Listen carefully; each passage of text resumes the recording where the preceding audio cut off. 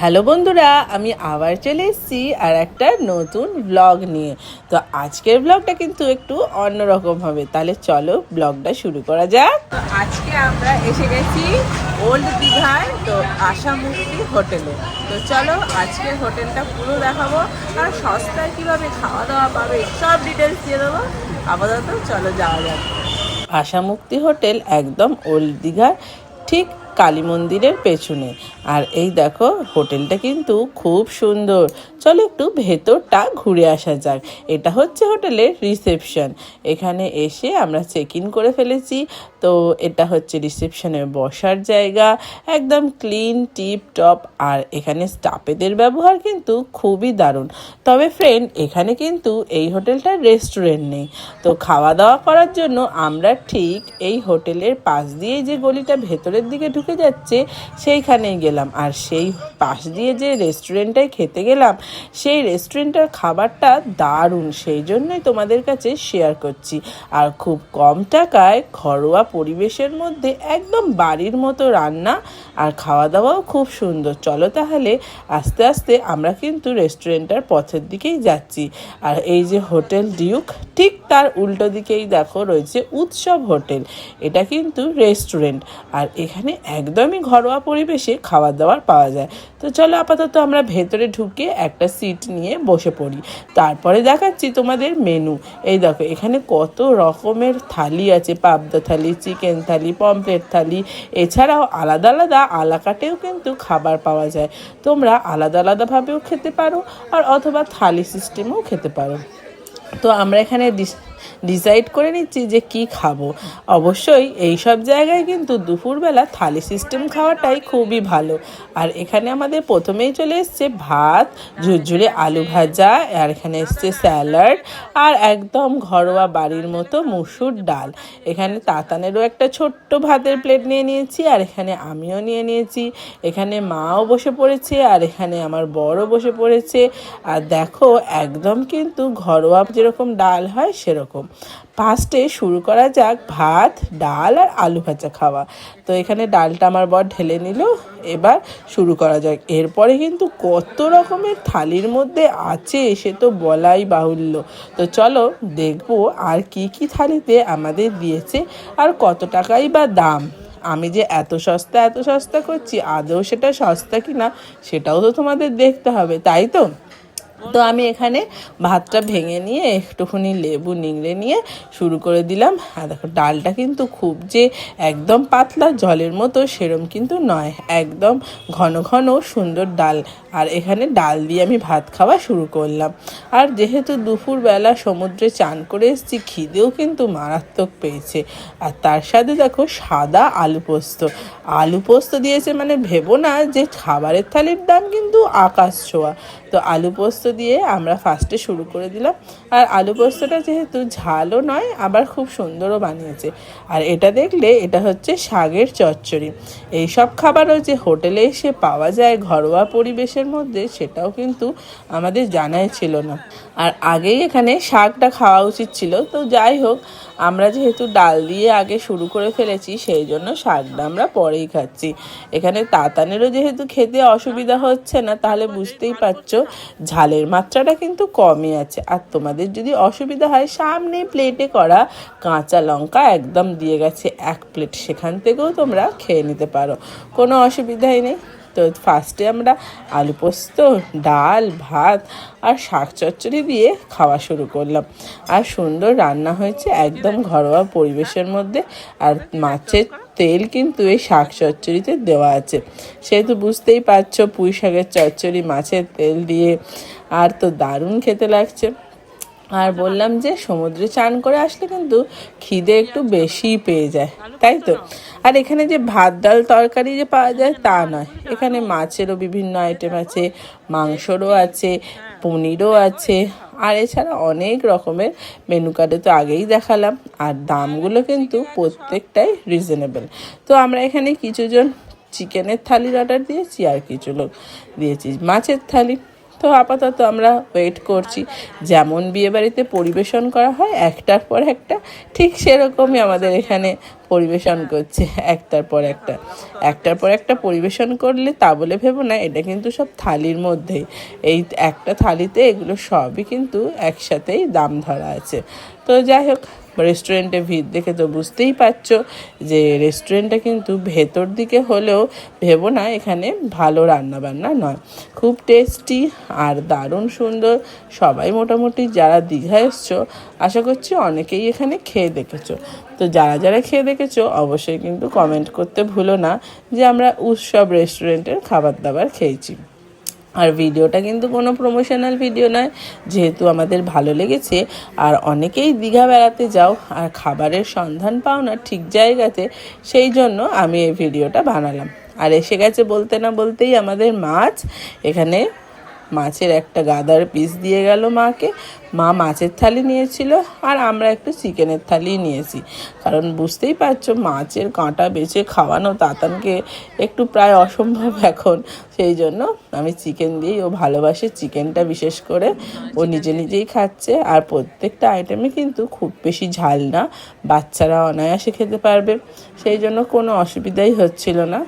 আর এখান থেকেই আমরা রাত্রিরেরও খাবার খেয়েছি, সেই ভিডিওটা কিন্তু করাই হয়নি। তো তোমাদের শুধুমাত্র ইনফরমেশান পারপাস বলে দিলাম। এখানে দীঘা বেড়াতে এলে অবশ্যই কিন্তু খেয়ে দেখো, আর আমাকে কিন্তু কমেন্ট করে জানিও যে দিদি তুমি ঠিক বলেছো না ভুল বলেছো।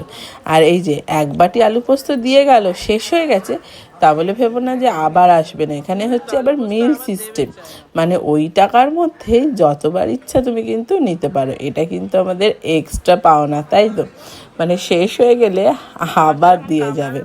আর যাই হোক, চিকেনের থালিও নিয়েছি বলে এখানে চিকেনটাও বেশ বাড়ির মতো করেই রান্না করেছে।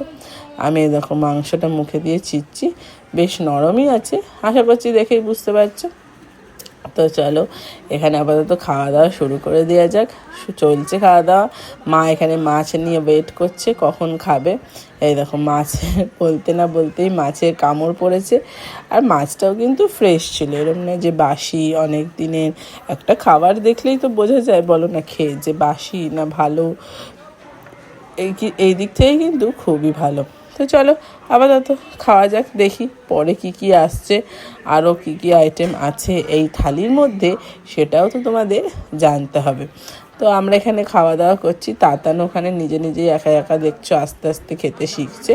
তো তারপরে আবার ভাত চলে এলো। এগুলো কিন্তু যেহেতু মিল সিস্টেম, সেহেতু ভাতের কিন্তু আর এক্সট্রা চার্জেস নেওয়া হয় না। আমি কিন্তু এখানে অনেকটা পরিমাণেই ভাত দিয়েছে বলে আমি আর ভাত নিলাম না, একজনের পক্ষে কিন্তু সাফিসিয়েন্টই ভাত দিয়েছে। তো এখানে তাতান একটুখানি নিল চিকেন দিয়ে খাবে বলে, আমরা নিলাম না, কারণ আমাদের একটু বেশি বেশি প্রথমেই দিয়ে দিয়েছে, সেই জন্য এক্সট্রা করে নিয়ে নষ্ট করার তো কোনো মানে হয় না। তো আমরা সেই জন্য যতটা দরকার ততটাই নিয়েছি।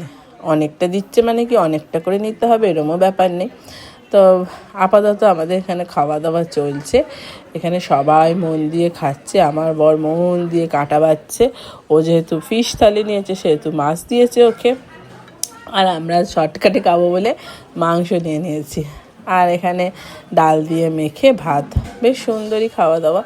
তো দীঘা বেড়াতে এসছি আর খাওয়া দাওয়াটা সুন্দর হবে না তা বলে তো নয়। তো বড় বড় রেস্টুরেন্টে তো আমরা অনেকই খেয়েছি, অনেক টাকা খরচা করে। তো একটা দেখলাম যে এখানে মোটামুটি রিজনেবল প্রাইসে পাওয়াও যাচ্ছে। তো আবার দেখো এসে গেছে আর একটা ফিশ থালি মাছের। আমি যেহেতু কাটা বাছতে একটু কম এক্সপার্ট আর কি, সেই জন্য আমি একটু পেটির পিসটাই নিয়েছি, এখানে কম কাটা থাকবে, তাড়াতাড়ি খাওয়াও যাবে, সেই জন্য। তো চলো আপাতত একদম দেখেছো গরম গরম দিয়েছে, হাতই দিতে পারছি না, এত গরম রান্না দিয়ে গেছে। আর এখানে মাছের ছালটা আমি ছাড়িয়ে নিচ্ছি। মাছের ছালটা এসে গেল চাটনি। দেখো সবাই থালি খাচ্ছে, কিন্তু নাহলে এতগুলো চাটনির বাটিতে সরি চাটনি থাকবে। তো এখানে চাটনিও দিয়ে গেল, চাটনি দিয়ে ভাত দিয়ে মেখে খাওয়া দাওয়া চলছে। আর তাহলে কি কি মেনু দিয়ে গেল মনে আছে প্রথম থেকে? তাহলে একবার তোমাদের রিভাইজ করে দিই। ফার্স্টে দিয়ে গেল ভাত, ঝুরঝুরে আলু ভাজা, ডাল, আলু পোস্ত, শাক চচ্চড়ি, মাছ অথবা মাংস যে যেটা নেবে, চাটনি। এখানেও কিন্তু শেষ হয়নি, তো দেখতে থাকো আরও কি কি আসে এই একটা প্লেটের মধ্যে। এখানে খাওয়া দাওয়া তো চলছেই। আর তার সাথে মা এখানে খাচ্ছে আর হাসছে আমার দিকে যে খুবই ভালো, যাই হোক একটা রেস্টুরেন্ট পাওয়া গেছে এতকালে দীঘাতে এসে, কারণ অনেকই তো রেস্টুরেন্ট বলো না। তাতানো এখানে খাওয়া দাওয়া করছে, আর এখানে স্টাফেদের ব্যবহারও খুব সুন্দর, যেটাই চাইছি এসে দিয়ে যাচ্ছে। খাওয়া দাওয়া ভালোই চলছে, এখানে স্টাফেদের ব্যবহারও খুব ভালো। তো সঙ্গে সঙ্গেই মোটামুটি 5-10 মিনিট ওয়েট করতে হবে, তো তারপরেই তোমাদের দিয়ে চলে যাবে। আর তারপরেই দেখো আসছে আরও অনেক মেনু, তো পাঁপড় নিলে তোমরা নিতেই পারো। আর এই দেখো তারপরে কি এসছে বলো তো, দই, টক দই বা মিষ্টি দই। তো ফ্রেন্ড আর একটা কথা বলে রাখি, দইটা কিন্তু আমাদের থালিতে নেই, এটা কিন্তু আলাদা করে 10 টাকা করে দাম। তোমরা যেটা নিতে পারো, 10 টাকার টক দই নিতে পারো, 10 টাকার মিষ্টি দইও নিতে পারো। আমার বর নিয়েছে টক দই। টক দই খেতে যেহেতু এত কিছু খাওয়া হয়ে গেছে, সেই জন্য মিষ্টি দই খেলে যদি আবার গ্যাস ট্যাসের প্রবলেম হয়, বেড়াতে এসে বুঝতেই পারছো, ওই জন্য ওটা রিস্ক নিলাম না। আমরা টক দইটাই প্রেফার করি বেশি খাওয়া দাওয়া। তো এখানে টক দই খাচ্ছি, মিষ্টি দইগুলো ভাঁড়ে ছিল, ওটাও নিতে পারো, কোনো অসুবিধাই নেই। তো তাতানের জন্য একটা মিষ্টি দই নেওয়া হবে, ওই দেখো দূরে রাখা রয়েছে। তো চলো আপাতত খাচ্ছি, ভালোই খাচ্ছি, খাওয়া দাওয়া প্রায় শেষের দিকেই হয়ে এসছে। আর তোমাদের বললাম, আগেই বলেছি যে দেখো আমরা চাটনি খেতে কিন্তু এখন নেমে পড়েছি, চাটনি দুজনে মিলে খাচ্ছি। বেশ টমেটোমের চাটনি করেছে, আর খুব সুন্দরই করেছে, একদম বললাম না বাড়িতে যেরকম রান্না করে পুরো বাড়ির মতো রান্না, আলাদা কিছুই না, বাড়ির মতো একদম সিম্পল রান্না, বেশি তেল মশলা ঝাল কিচ্ছু দেওয়া নেই, খুব ভালো। আর এই দেখো মা নিয়ে নিয়েছে মিষ্টি দই, আমি নিয়ে নিয়েছি টক দই। এখানে শেষ পাতে একটু ডেজার্ট হলে তো মন্দই হয় না, তাই না বলো ফ্রেন্ড? শেষ পাতে একটু ডেজার্ট খাওয়া চলছে, আবার মা আমার থেকে খাচ্ছে, আমি মায়ের থেকে খাচ্ছি, টেস্ট করে দেখতে হবে তো সব কিছুই, যে কোনটা কেমন। যাই দুটো দই কিন্তু সুন্দর। তারপরে তাতানের জন্য একটা নেওয়া হলো, খাওয়া দাওয়া কমপ্লিট হয়ে গেছে, শেষ করেই চলে এসেছি আমরা এখানে দীঘার মন্দির দেখতে। দীঘাতে যে মন্দিরটা হয়েছে, আমরা চলে এসেছি দীঘার মন্দিরে। তো দীঘাতে এখানে জগন্নাথ দেবের নতুন মন্দিরটা হয়েছে, 6 নাম্বার গেট দিয়ে ঢুকতে হবে। আমরা এই হেঁটে হেঁটে যাচ্ছি, এখানে আমাদের অটো বা টোটো করে নামিয়ে দিয়ে চলে গেছে। চলো তাহলে, ওই দিকে অনেকটা দূর, বললে এই কাছে, হ্যাঁ অনেকটা দূরই তো। তাহলে দীঘার মন্দির খোলার কিন্তু একটা টাইম আছে, অবশ্যই টাইমটা কিন্তু হোটেলে তোমরা জেনে নিও, কারণ দীঘার মন্দিরটা সব সময় পুরীর মন্দিরের মতো খোলা থাকে না, এটা 5টা থেকে রাত্রি 8টা বা 9টা অবধি থাকে। আর এখানে আমরা চলে এসেছি, পুরোপুরি সুন্দর করে, এত সুন্দর সাজানো মন্দিরটা যে কি বলবো, চারিদিকে আলো টালো দিয়ে আর প্রচুর জায়গা নিয়ে করা। এখানে কিন্তু অনেক ভিড় ছিল, কিন্তু যেহেতু অনেকটা জায়গা নিয়ে করা, সেই জন্য ভিড়টা বোঝা যাচ্ছিল না। আর মন্দিরের চারপাশটায় কিন্তু অনেক লোকজন ছিল, আর মন্দিরটা যেহেতু অনেক বড় ছিল, সেই জন্য বোঝাই যাচ্ছিল না যে কত ভিড় হয়েছে। তো এখানে আমরা চলে এসেছি জগন্নাথ দেব দর্শন, ফাইনালি চলে এসেছি একদম মেন মন্দিরের সামনে। তোমরা কিন্তু মনে রাখবে যে 6 নাম্বার গেট দিয়ে কিন্তু ঢুকলে তাড়াতাড়ি মানে সুন্দরভাবে আসতে পারবে। এই যে যাচ্ছি, চলো তাহলে ভেতরে প্রবেশ করা যাক। আর ভেতরে কিন্তু ক্যামেরা অ্যালাউ নেই, সেই জন্য কোনো ফুটেজই তুলতে পারিনি। তো বন্ধুরা কেমন লাগলো ভিডিওটা জানিও, ভালো লাগলে লাইক শেয়ার সাবস্ক্রাইব করে দিও। আজকের মতো টাটা।